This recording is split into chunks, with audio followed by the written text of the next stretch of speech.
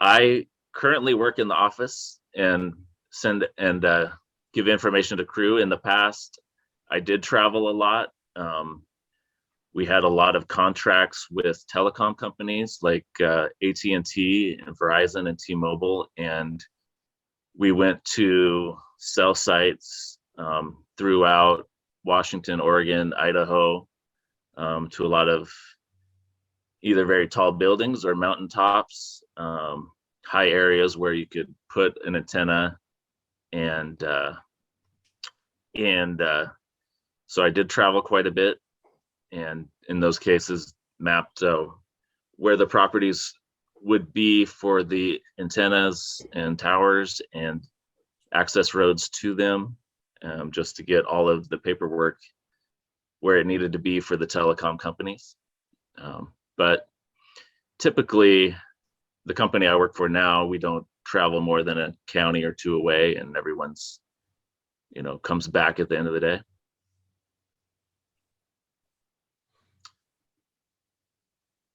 Nice.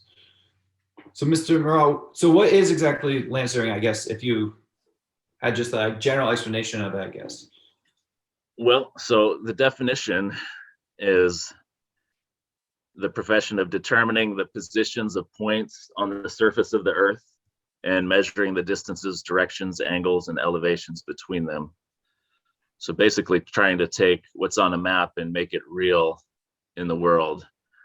Basically, as far as a big part of what we do and what we get licensed to do is property boundaries, trying to perpetuate legal descriptions from the past so people know where their rights are and to resolve disputes with that.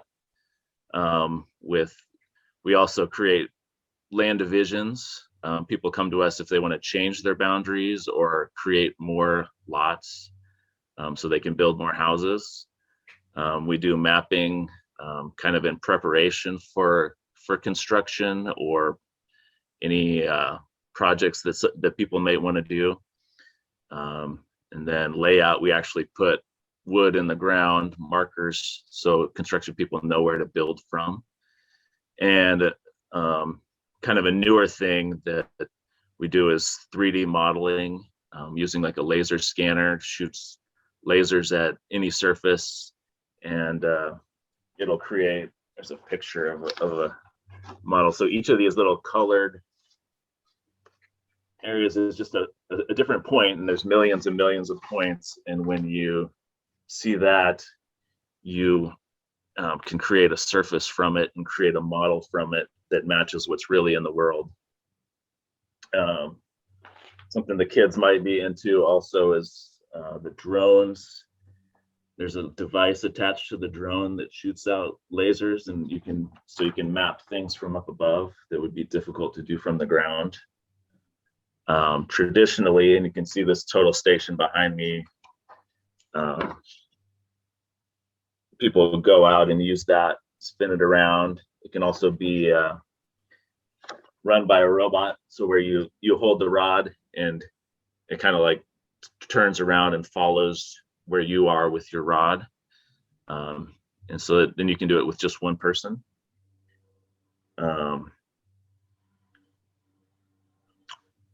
Any other questions, or should I continue with Scotty, do you have any other questions about land surveying or anything? Or we have another presenter as well, if you're curious to hear from Mr. Edwards as well.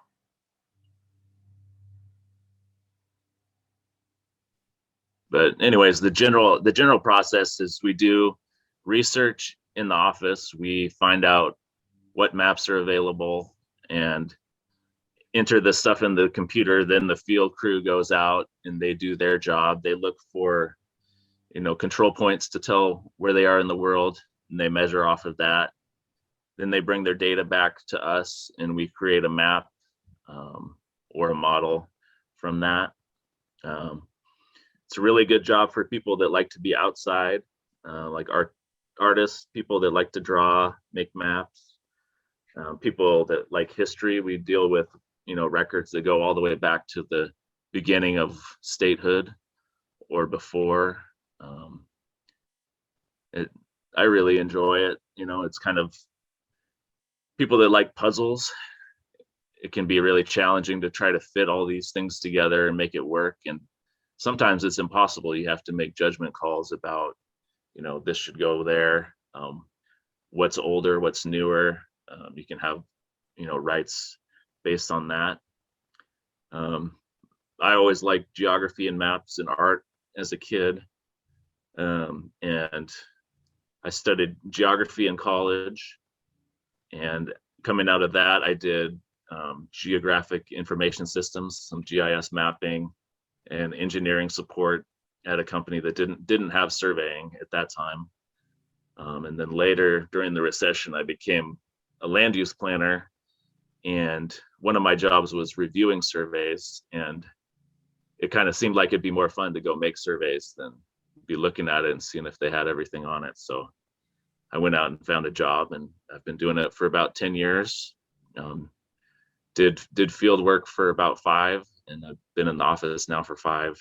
And I got licensed within the last year. You have to do it for 8 years, have that verified, and then you have to take the exams. And then that was challenging, but I was able to pass.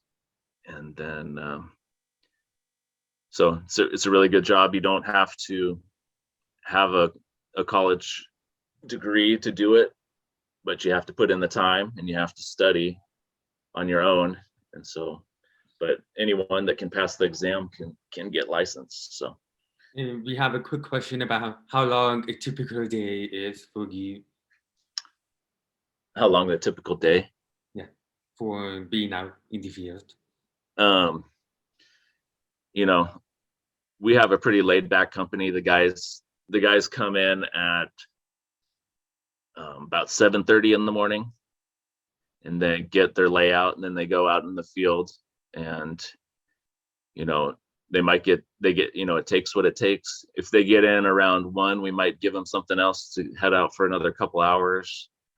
Some days when they're done, it doesn't make sense to do that, but some days you're going to be out till 5 or 6 trying to wrap up this job. If you're out in Woodby Island or something, you're not going to want to come back to the office because you hit your 8 hours and then take a ferry ride to finish up an hour and a half worth of work. You're going to want to stay late and wrap it up.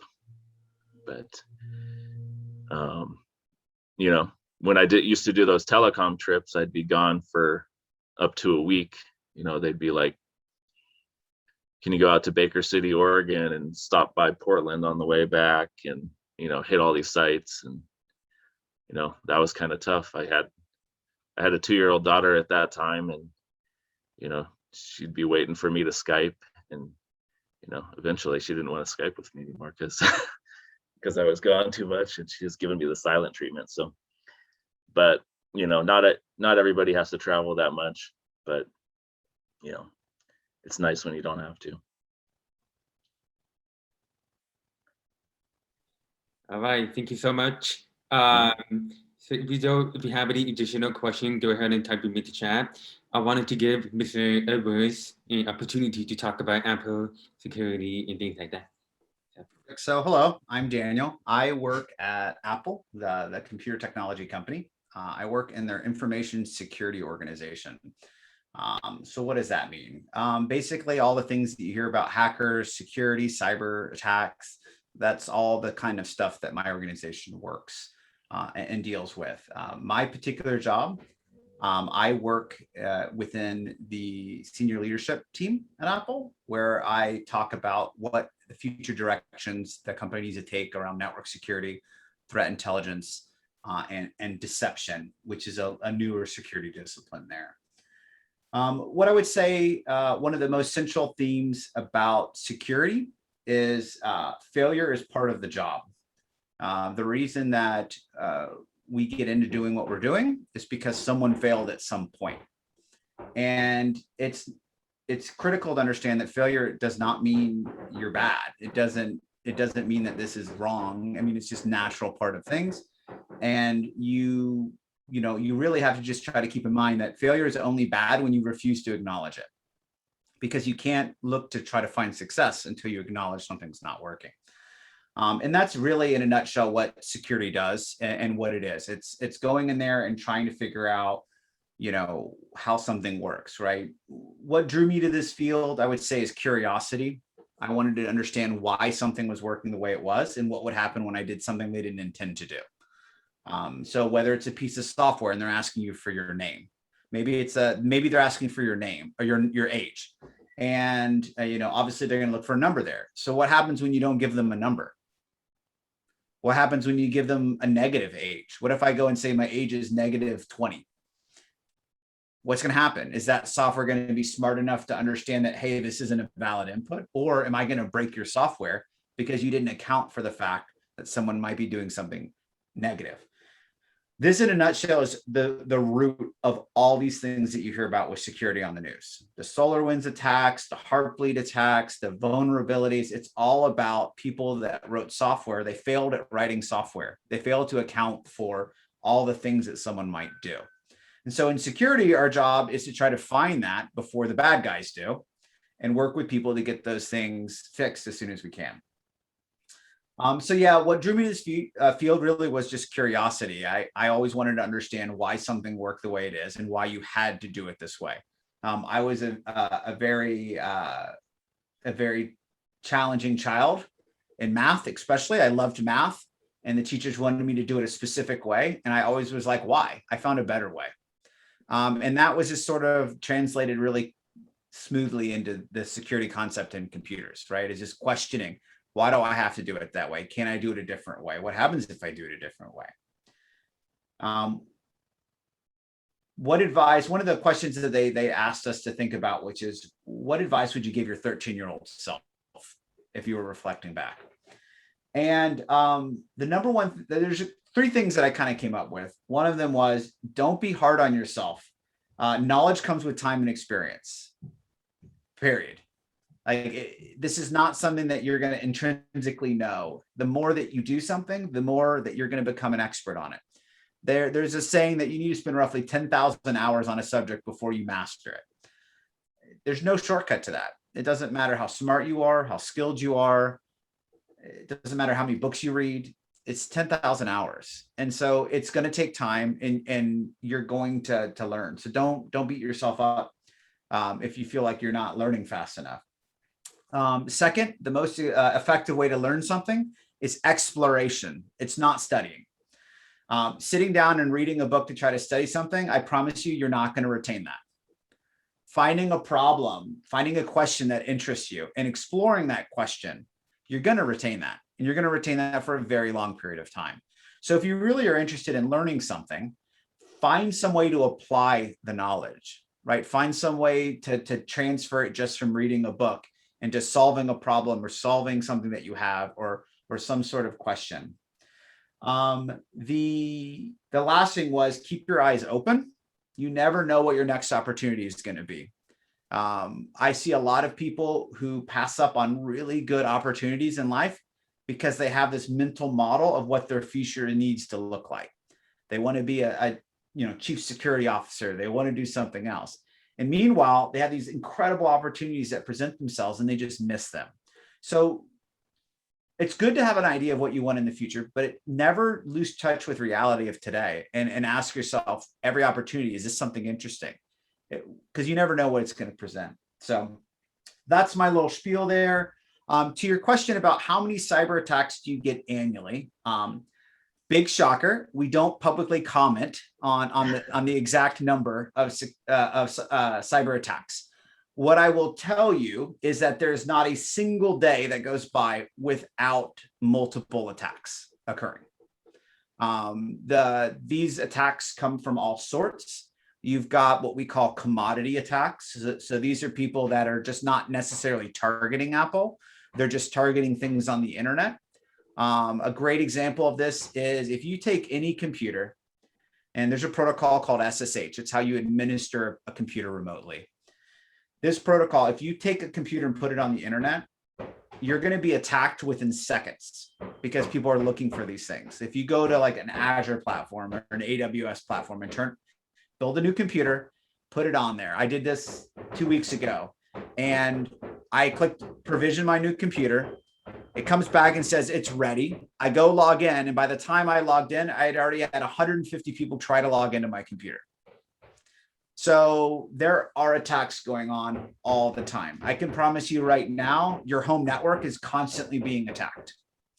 And so the good news is, based on how your home network works, they're probably not going to get in because you don't have much surface area, is what we call it. There's not a lot of ways to kind of get in from a network pure attack. So yeah, we see cyber attacks all day long. We see them evolving from foreign governments to foreign criminal enterprises. So terrorist organizations, crime families and other parts of the country, the world, individuals. We see them doing things straight from the internet, trying to call people and trick people. They call that phishing, trying to deceive people, whether sending them emails or tricking them onto doing things. There's a class of attack called a watering hole attack, which is very, very popular. So you want to go attack people at Apple. Well, you find out what websites do people at Apple visit a lot, and you go attack that website. And the idea there is that when an Apple person comes, if you've compromised that other website, you can then potentially compromise that person. So there's no short for work. The beautiful thing about security is they don't generally outsource it to another country. So you will never have any risk in studying the field of security of ever running out of work. So. Thank you so much. So we have about a minute. Scotty, do you have any other questions for either of our presenters? Okay, cool. Well, thank you for joining us. And we have about 10 minutes before our final session. So thanks a lot. Thanks. While I have you here, I know I'm, supposed to be monitoring this, but I have two questions now for you, Daniel. Do you use AI to help hunt for the flies? So there's two main data science fields that we leverage. We have a thing called artificial intelligence and a thing called machine learning. So they are both related yet subtly different. We deploy both of them. And so what machine learning is really good at is pattern identification. So we can feed a bunch of information to a machine and it can say, hey, I think this is probably bad. And then there's the feedback loop that comes in. And so this is called labeled data, where you start training it so it gets better and better at making the guesses and the assertions and the patterns. Artificial intelligence is very similar, except it's actually making decisions. So machine learning is basically making assumptions, and it's telling you that I think this is bad or I think this.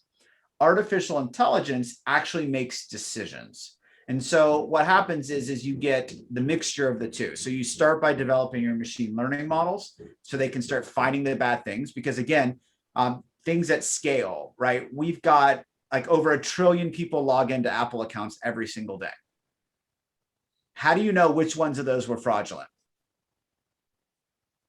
You'd have to look at thousands of these every second. So you use things like machine learning to kind of filter that down. And then what happens is that you're like, hey, I think this is bad. Well, artificial intelligence starts coming in, because what it's going to do is it's going to take out multiple data sources now. It's going to say, hey, this model you fired here, you have this other pieces of data. What should I do? And so we definitely leverage artificial intelligence to make decisions like, hey, we're going to revoke this account. We're going to lock it down and we're going to tell them that their account's been compromised, that kind of a thing. Very cool. And finally, as the privacy agent, do we have an app that could tell us, hey, you've been hacked or you've been trying to hack your data? Yeah. So the big risk that most people have is that their data is being stolen. So it's not you as an individual being directly hacked, but it's the services that you use. So there is a public website called haveibeenpwned.com where you can register for free your email address. And what happens is they get a lot of copies of these data breaches. And if they find your email address in that data breach, they'll send you an email that says, hey, by the way, we just found your information on the internet. That's really interesting. Thank you for telling us about that. So I have found, is that what it goes? Yeah, they pwned, PWNED. It's sort of like the hacker speak, I suppose, Oh. of when you've been hacked, if you may. Okay. And good news.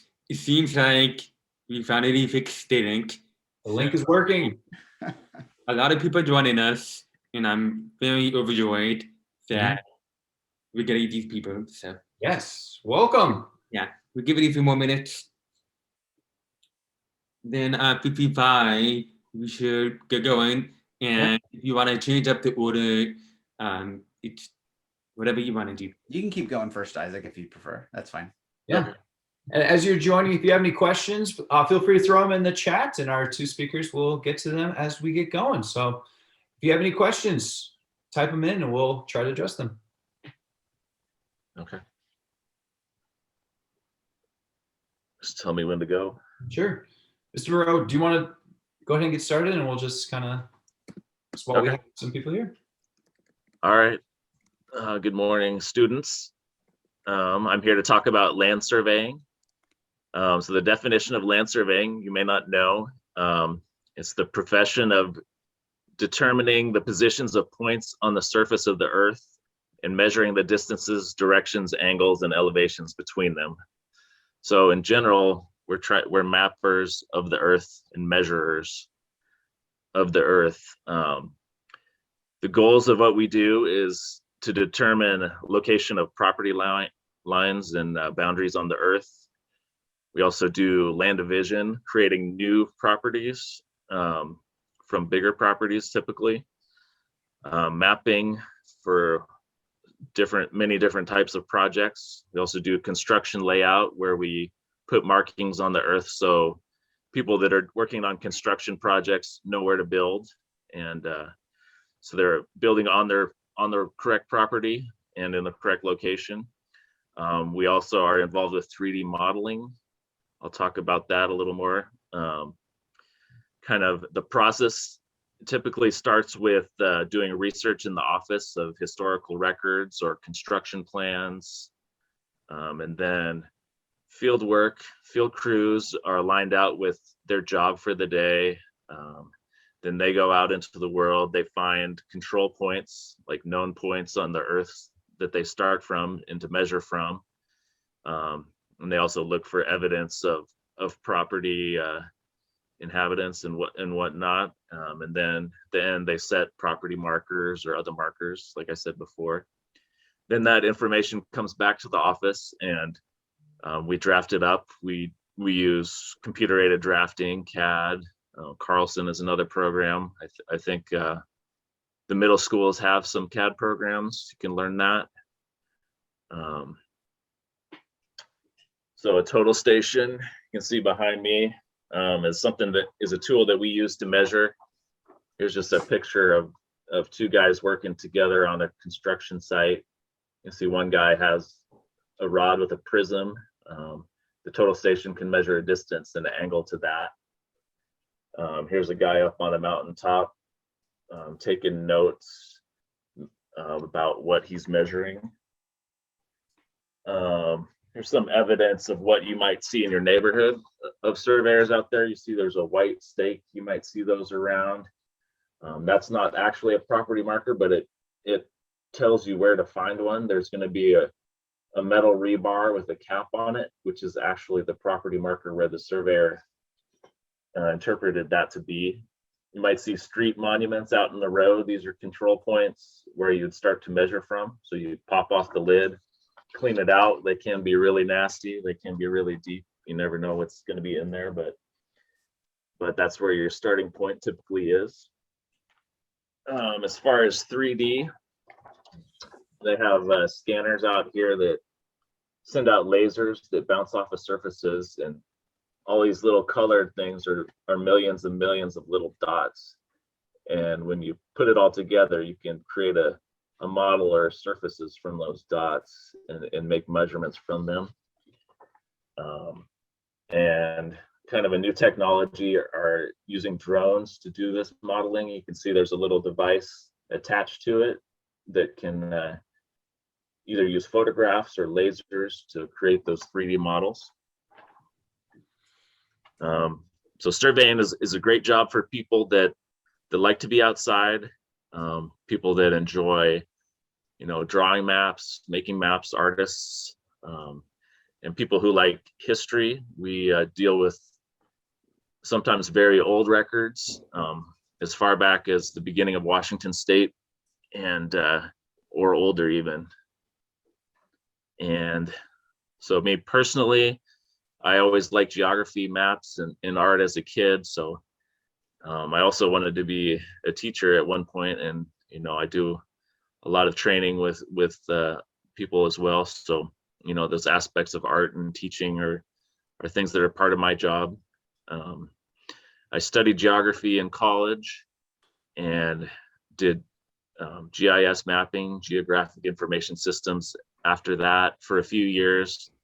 I later became a land use planner for Walla Walla County, and one of my jobs there was reviewing surveys for land divisions. And I got in my head that it might be more fun to get outside and start making surveys instead of doing that land use planning. It was just kind of not my cup of tea, but also a great job, and I worked with some great people there. But I'm a lot happier as a surveyor, and I've been doing it for 10 years now, and about 5 years in the field and 5 years in the office.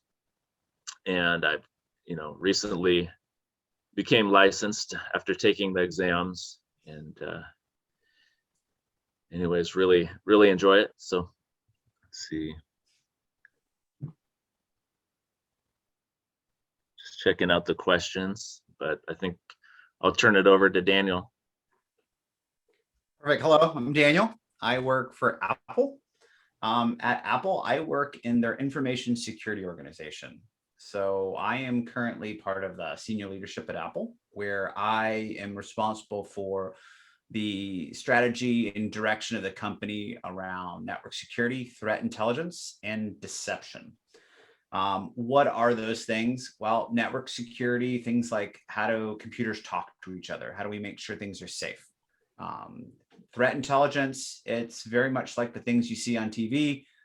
You hear about it with the military on intelligence and organization. It's very similar. It's the same discipline, except it focuses on what is the intelligence around people that are trying to attack Apple and trying to attack our customers, and how can we use that information to better protect both the company and our customers. And then lastly, deception is basically how can we slow, confuse, and deceive the people that are attacking us so that we can make them do predictable things. Therefore, we can find them easier, as well as that way we can study them to find out how they work, what their motivations are, and how we can better defend ourselves from them. So what is it about security? What's the central theme about security? I mean, we hear about this in the news all the time. And, security is about a perpetual cycle of learning. And one thing I would say is a pretty important thing to understand is failure is part of this job. I literally only have a job because people fail. If everyone wrote perfect software, if everyone had perfect security defenses, they wouldn't have a need for me. And so failure is not bad, and failure is actually incredibly useful. You learn a lot from failure. The only time failure is bad is when you refuse to acknowledge it. And so one of the things that as you start continuing your education and you start going into your careers, you need to remember failure is natural. Everyone does it. It doesn't matter how long you've been doing something. I constantly clean up messes from people that have been working for 20 to 30 years and writing software.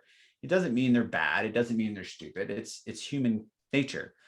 But it's only really a problem if someone refuses to fail fast. When you know something's not working, you keep going.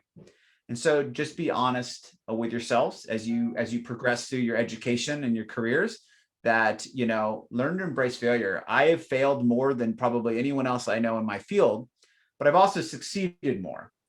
Why? Because I had no problem failing and moving on.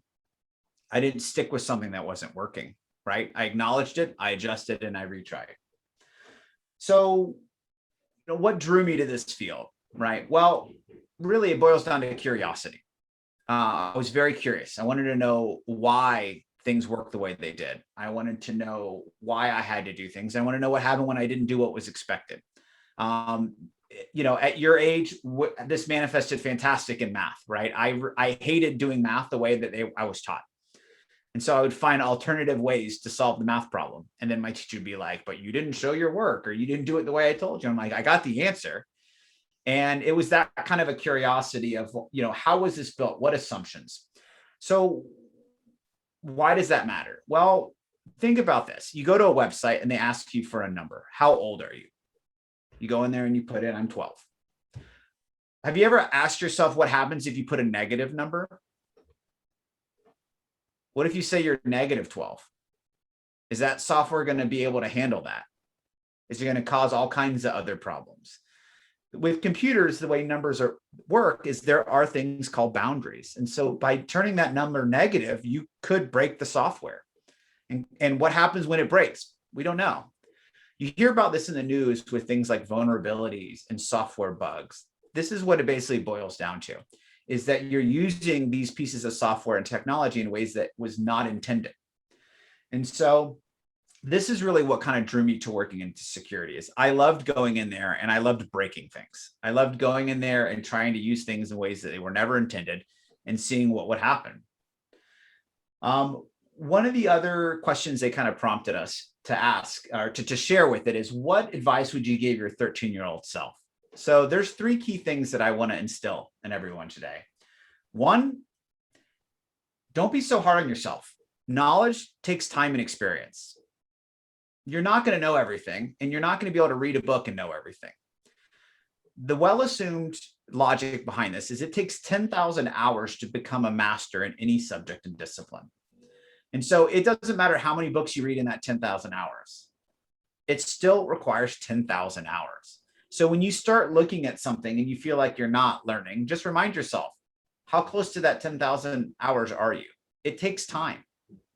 Second, the most effective way to learn something is exploration and not studying. You can go read a book all day long. You're not going to retain that information. Instead, try to find a way to apply that knowledge. Is there a question? Is there a problem? Can you try to apply that knowledge and learn as part of an exploration, a journey to figure out something, to get to a goal? When you approach education that way, that is going to be retained with you much, much longer. And lastly, keep your eyes open. Opportunities are everywhere. Sometimes you expect them, sometimes you don't expect them. Don't get caught up with what you think you want your future to be. Because if you do that, you might end up passing up some fantastic opportunities. So that, in a nutshell, is a high-level overview. I guess at this point, we can open it up to questions. Is that correct? I see 2 questions. Do you have an iPhone 12, and do you both play video games? Yes, I have an iPhone 12. I am a proud supporter of my company. I also have one of the new M1 Apple Silicon computers. I have quite a few Apple products, as one might imagine, working for the company. And how about video games? Yes, I absolutely play video games. Video games is how I stop working. I try to play video games a little bit every day if I can, just to kind of get my mind off of work and just the general stresses of everything. So, and I know what video games do you play? What video games? I play a variety of video games. I've played the game World of Warcraft quite a bit. I have played, there's a new game called Valheim, where you're a Viking. I've had a couple friends of mine were playing that game. And then I have a Nintendo Switch where I play a variety of those different games. Do you know any top secret stuff for Apple? Not me, actually. Yes. So yes, as part in Apple, we call them disclosures. And so when we're working on new products, we say you have disclosures, and those disclosures determine what you're allowed to know. So in my field, yes, I do carry a number of disclosures as I work with the various organizations at Apple to make sure that when we launch new products and services, that we're doing so keeping our customers and our companies secure. Then is there going to be an Apple March event? That is a fantastic question. Next question. Did Apple work with the military? Like what you do? Do you work with the military cybersecurity? So Apple does not actively have contracts with the United States military to develop specific technologies for them. Obviously, we make a lot of products. Anyone can buy them. We do have customers that are the various military organizations, but we provide them no different services or support than we would any customer. What did you have to learn in like college or something to like do the cybersecurity and stuff, or like the security? Sure. So the main discipline is computer science, basically how do computers work and how do you write software for them? The key thing about understanding basically how to program is in order for you to understand how something might break, it's a lot easier when you understand how something is supposed to work. So knowing that, oh, when I write software, you have to sanitize the input. And I understand that like there's a type of a data structure that only allows positive numbers. And so, oh, why don't I try negative number? And so you basically computer science is your best bet. And then when you're in computer science programs, looking for things like they're called capture the flag. These are college teams where you basically go into various hacking competitions. And so that kind of helps you to not only get the programming, but a little bit of the reverse engineering aspects as well, which are very common in security. What type of code do you guys use then? So Apple primarily programs in C, C++, Cocoa, and Swift. That's a lot right there. So the main underlying languages that we use are C and C++ for the vast majority of everything that we do. These are very well long established programming languages. We then build upon those. Specifically, there is a programming language called Objective-C. Most of the applications that you see on your devices is based on Objective-C. And then when you get up another layer to the interfacing that you see, so when you're on your phone and you're clicking buttons, that is generally one of two things. That's a programming language called Cocoa or a language called Swift UI.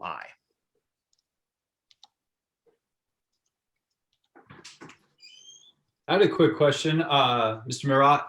For your landscaping things, are there any big buildings or projects that you worked on big recognizable in the area? Yeah, probably the biggest project I worked on is I did all of the underlying mapping and research for the arena, the new arena for the Kraken. As well, me and one other person, I did using some scanning data. We did a pretty massive scan of the streets as well as the former Key Arena in preparation for the new arena, and involved that into our map that we did and computer aided drafting, and then as well as our conventional measurements, and that turned into just a big huge survey.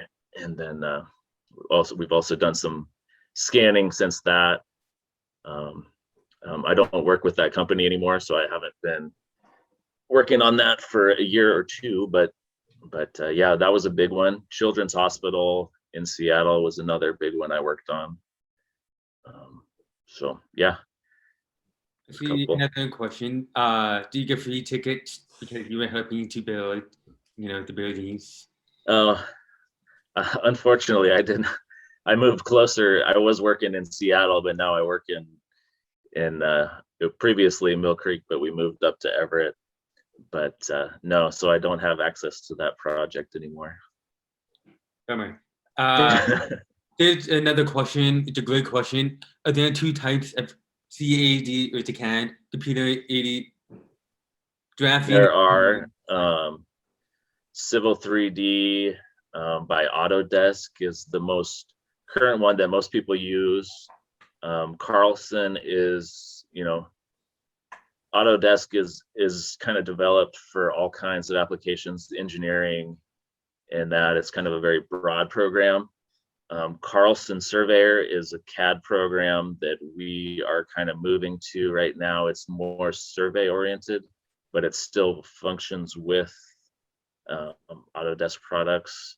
So we're still kind of learning it, but there are multiple out there, but it's very hard to compete with Autodesk. It's a very big company, so it's So, kind of gets what it wants.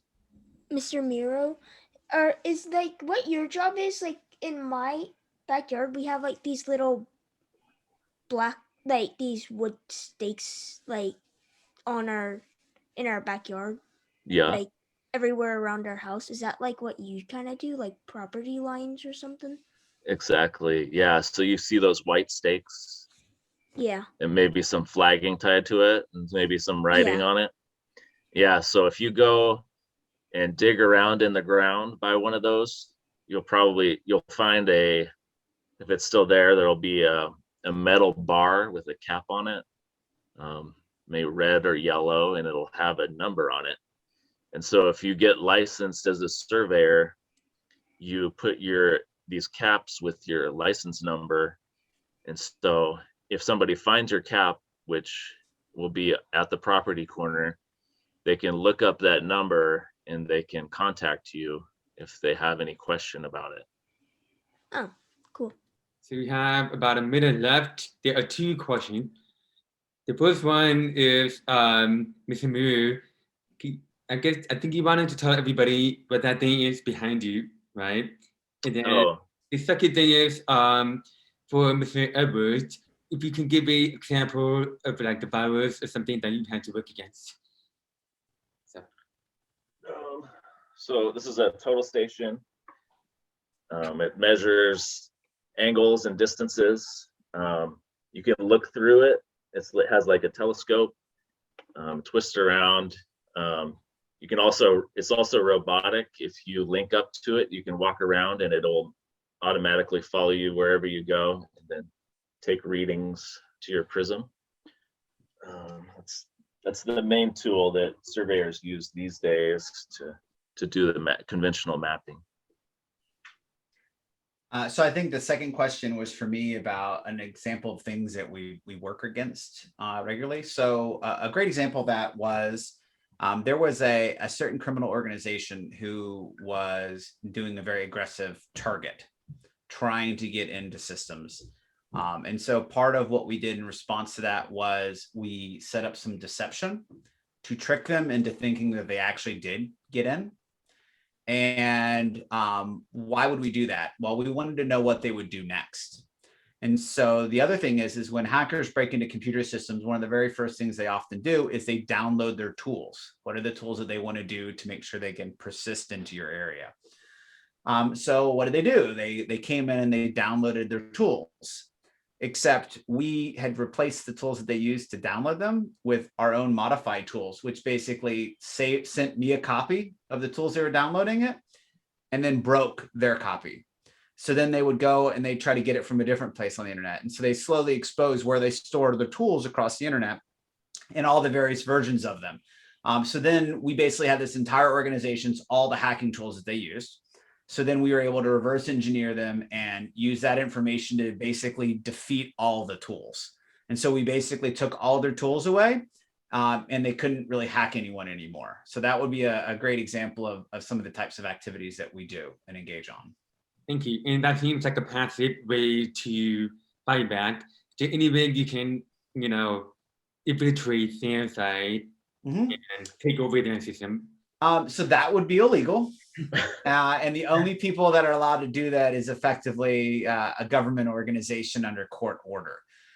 In my past career at a previous organization, we would work with the United States government.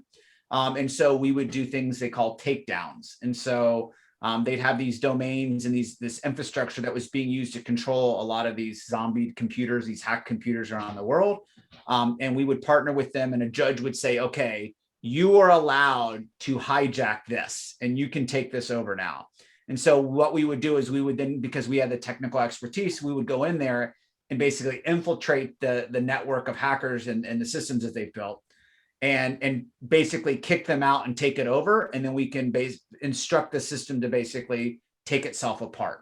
So we can remotely start removing people's infections and stuff like that. But all of that is done under immense amount of coordination with the United States government, as well as governments around the world. Because if you're an infected computer that's in Germany, for example, the US government can't give us permission to go into the German citizen's computer and fix it.